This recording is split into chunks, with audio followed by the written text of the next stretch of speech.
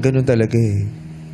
Ewan ko kung sa inyo din, pero ako para sa akin, base sa mga karanasan, talaga namang yung kaibigan ko, nagkukwento siya sa akin tungkol sa jowa niya. Lalo na pag may problema sila. Yes. Kasi kanino ka magkukwento, di ba? Oo.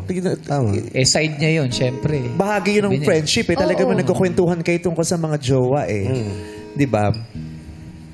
Tsaka mahirap na sasaralinin Oo. mo lang. Hihingi ka Correct. din talaga ng opinion ng kaibigan mo. Pero hindi ko mayaalis sa'yo na mabwisit ka. Kasi hindi mo gusto yung mga nabasa mo. Yes, may nabasa. Pero,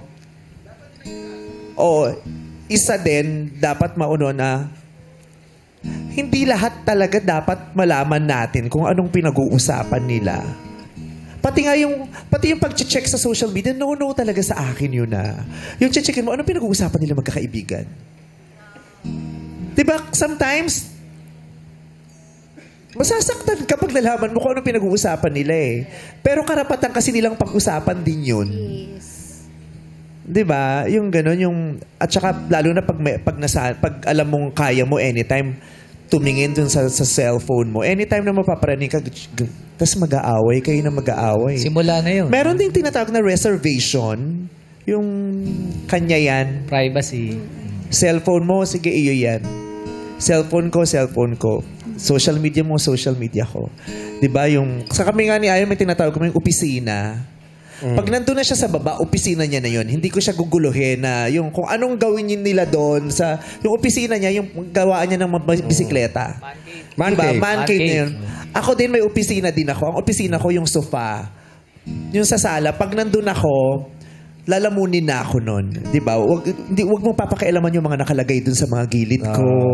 Yung ganon, kung ano mga nakapatong. Ako din, hindi ko pwedeng sasabihin ko sa kanya, ayun, dito mo ilagay itong mga ano. Hindi, kanya yun. Kanya yun.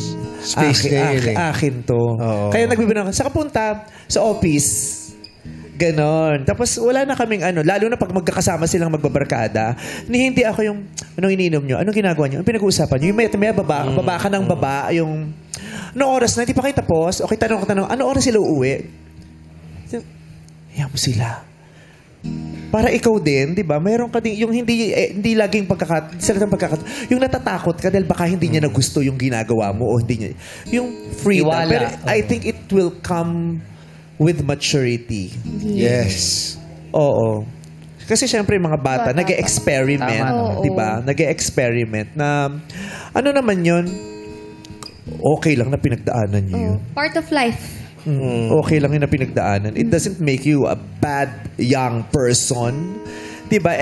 Nung mga bata tayo, lahat tayo nag-experiment at nag-explore hanggang sa malaman natin na magkaroon tayo ng konkreto ng mga prinsipyo at pinaniniwalaan pag tumanda na tayo at pag nag-mature. Correct. Ang ano lang naman dyan is, tatanggapin mo pa rin ba kahit may ganun na nangyari?